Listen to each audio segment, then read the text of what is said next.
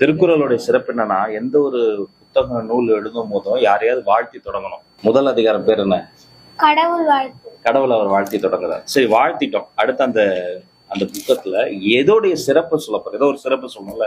2வது அதிகாரம் பேர் என்ன? கடவுளுக்கு அடுத்த இடத்தில் வானத்தை வைக்கிறார் வள்ளுவர். ஏன்னா ஏழை பாலை பார்க்காம ஒரே மாதிரி பேர் தான் வானத்து சிறப்பு. கடவுள் வாழ்த்தியாச்சு, வானத்து சிறப்பு சொல்லியாச்சு. அந்த நூல் யாருடைய பெருமையை சொல்லப்படுது? ஏன் பெருமையா, உங்க பெருமையா, யார் பெருமை? நமக்கு முன்னாடி நீத்தா இருப்பாருங்க, அவர்களுடைய பெருமையை சொல்லுங்க. இப்போ 3 முடிஞ்சிருச்சு. கடவுள் வாழ்த்தியாச்சு, வானத்து சிறப்பு சொல்லியாச்சு, பெருமைன்னு சொல்லியாச்சு. The purpose of the book, இந்த நூல் எதை வலியுறுத்துது? மொத்த புக்குமே அறம்ங்க.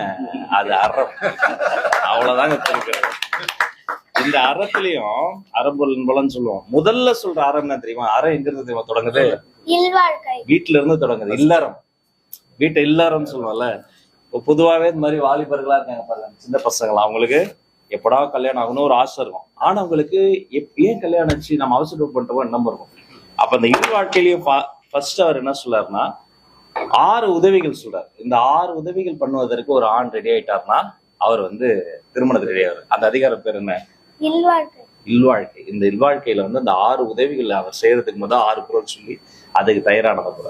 அடுத்து வர்றார் பெண்கள். இந்த உதவி செய்யும் போது அவங்க தடுக்க கூடாது, அவங்களும் உதவி செய்யணும். அவர்களுக்காக ஒரு அதிகாரம் வருது. அந்த அதிகாரம் அந்த வாழ்க்கை துணையினுடைய நலத்தை டக்கு டக்குன்னு வருது பாருங்க. இல்வாழ்க்கை இவருக்கு, வாழ்க்கை துணை நலம் அந்த நம்மக்கு. இல்வாழ்க்கை வாழ்க்கை துணை ஒன்னா சேர்ந்துட்டா வீட்டுக்குள்ளார என்ன வரும்? அழகான குழலினிது யாழினிது என்பத்த மக்கள் மடலை சொல் கேளாத. இப்ப இதுதான் அறம். அவரு நல்லா உதவி செய்வாரு, இந்த அம்மா உதவி செய்வாங்க. அவங்களுக்கு ஒரு குழந்தை பிறந்துச்சு. அந்த குழந்தையினுடைய சிறப்பு அவ்வளவு சிறப்பு. இப்ப அந்த வீட்டுக்குள்ளார ஒண்ணு பெருகும். குழந்தை வந்த பிறகு ஒரு உடைமை இருக்கும், வீட்டு உடைமை, சொத்துடைமை எல்லாம் இருக்கும். ஒரு உடைமை கட்டுக்கடங்காமல் பெருகும். அது என்னது? அடுத்த அதிகாரம் பேரு அன்புடைமை. அதான் அன்பு, இதுதான் அறம்.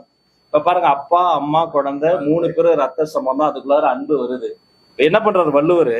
அந்த ரத்த சம்பந்தம் இல்லாம ஒருத்தருக்கு அடுத்து தரணுன்றாரு. அடுத்த அதிகாரம் பேர் என்ன? வீட்டுக்கு யாரோ ஒருத்தர வாங்க சாப்பிடுங்க, வந்தவங்களுக்கு சாக்லேட் கொடுங்க, தண்ணி கொடுங்க, அப்புறம் தான் நாம சாப்பிட்டோமா இல்லையாமன்னு பார்ப்போம்.